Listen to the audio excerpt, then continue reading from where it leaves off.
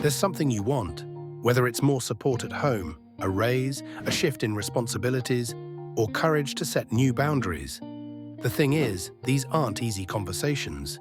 You might avoid them because you fear conflict or worry you'll upset someone. But here's the truth: everything meaningful lies on the other side of difficult discussions. You're not asking for permission, you're asking for what you deserve. Today, you'll learn a grounded, science-informed three-step method, the compassionate curiosity framework, that helps you speak clearly, hold your ground, and get what you want with integrity. Let's begin. Step 1. Get curious, not confrontational. Let's talk about what kills most conversations before they even begin. Assumption and blame.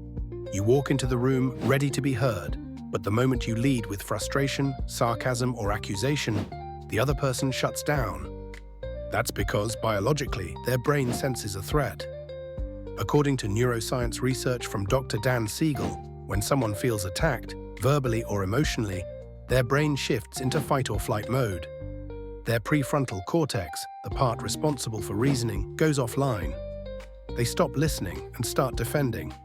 So instead of sparking understanding, you've triggered a shutdown. That's where curiosity becomes a game changer. Curiosity is non-threatening. It says, I'm open, I'm listening, I'm here to understand, not just argue. And here's the beautiful paradox. When people feel understood, they become more willing to understand you. Real-life examples. Imagine this. Instead of saying, you're always on your phone when I'm talking to you, try this.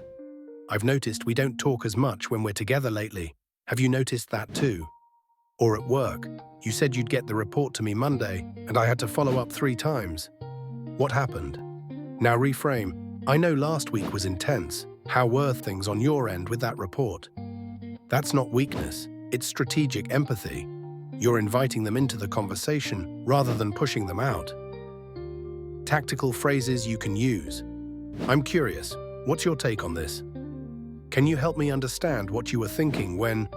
What's going on for you lately? I feel like something's shifted. Is now a good time to talk about something that's been on my mind? These aren't passive, they're proactive. They gather intel and create space for honesty. Why curiosity works. Studies from Harvard show that when we feel heard, our brain releases dopamine. That's the same chemical that fuels motivation and connection. So by choosing curiosity, you're not avoiding confrontation. You're activating cooperation. Curiosity also changes your own mindset. Instead of entering the conversation needing to win, you enter to learn. And when you learn what's going on beneath the surface, their stress, fears, or assumptions, you're suddenly negotiating with real information, not imaginary conflict. Practice mental shift. The next time you feel the urge to confront someone, pause. Ask yourself, am I about to accuse or explore? Am I reacting from fear or asking from clarity? How can I open the door instead of slamming it? Even one well-phrased question can reroute an entire conversation, because curiosity disarms resistance and paves the way for real negotiation. Step 2. Define the shared goal.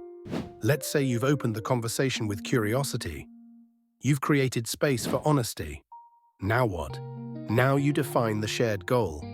This is the most overlooked but most powerful shift in any negotiation or difficult conversation. Because here's the truth. People are more likely to support what they help build. If the conversation becomes a competition of needs, my need versus yours, someone has to lose. But when you connect your ask to a shared outcome, everyone can win. What is a shared goal? A shared goal is the mutual benefit that exists underneath the surface of your ask. It answers the unspoken question, what's in this for me? From their perspective, you're not just saying, I need this. You're saying, I need this, and here's why it helps both of us. Real examples. At home, instead of, I need you to do more chores, try, I want our home to feel relaxing for both of us. When I'm not overwhelmed, I'm a better partner too. Can we rebalance how we're managing things? At work, instead of, I deserve a raise, try, I've taken on these responsibilities and improved results in X area. I believe it's time to reflect that growth in my role and compensation. because it'll motivate me to keep contributing at this level, even with friends. Instead of, "You never make time for me," try, "I value our friendship and I want us both to feel supported in it. Can we find a rhythm that works for us?" Why this works, science-backed. Research in behavioral psychology shows that people are more likely to act when they feel 1. Autonomy. They have a choice. 2. Relatedness. They're part of something shared. 3. Competence. They can contribute something valuable. When you frame your ask around a shared outcome, you activate all three. They feel respected, not coerced. They feel included, not blamed. And they see a path toward mutual benefit, not one-sided gain. This flips the power dynamic from demand versus resistance to collaboration versus problem. Tactical language to use. Try incorporating these phrases. "I think we both want." "My goal is X, and I imagine you'd want Y too." "What's important to me is X. How does that line up with what matters to you?" "How can we make this feel fair on both sides?"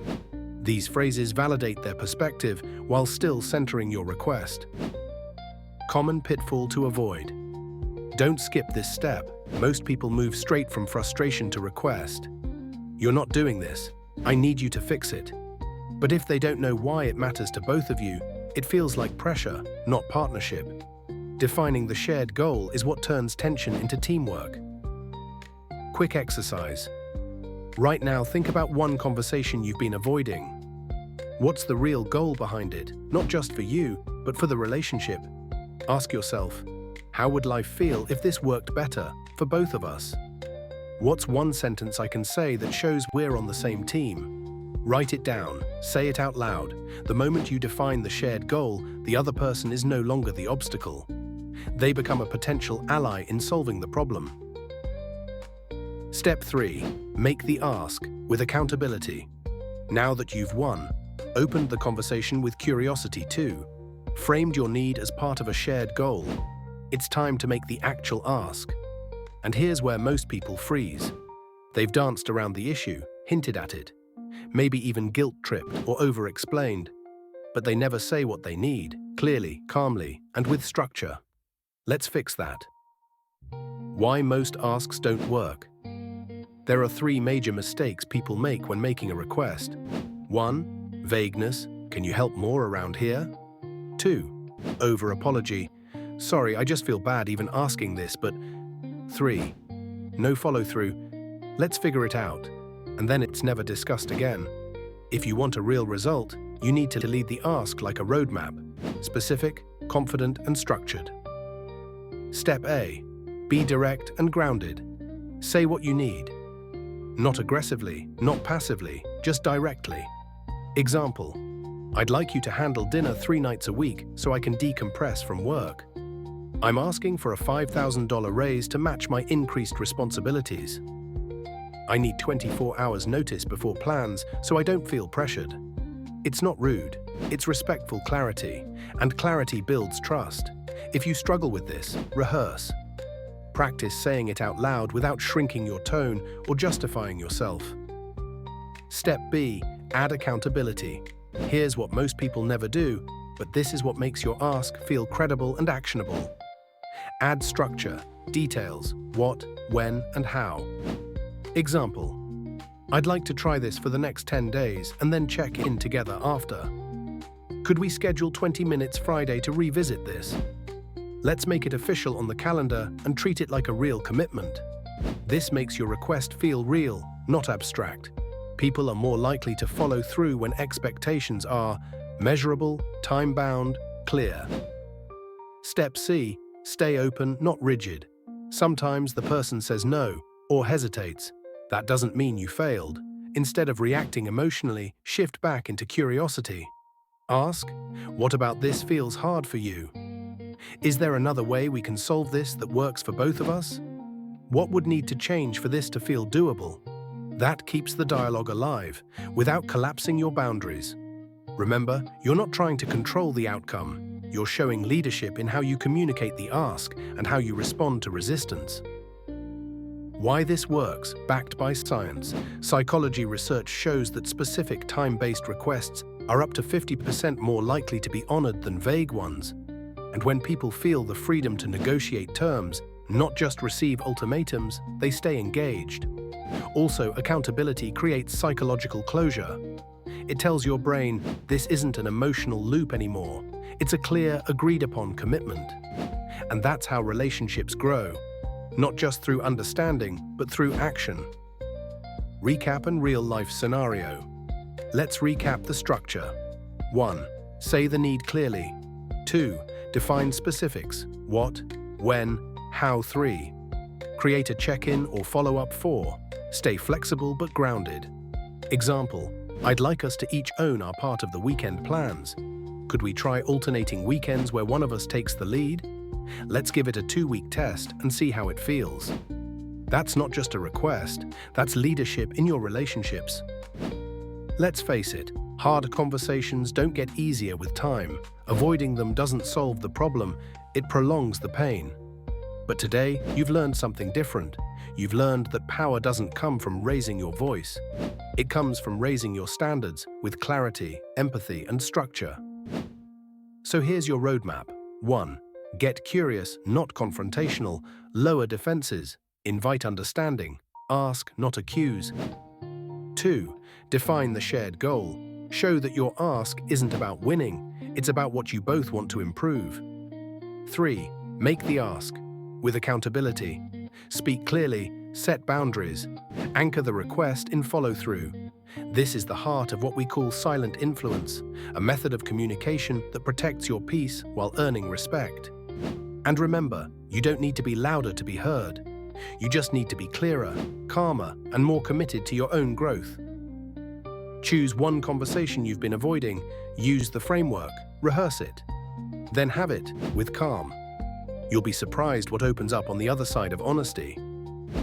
If this resonated with you, check out our companion videos on emotional discipline, setting boundaries without guilt, negotiating with quiet confidence.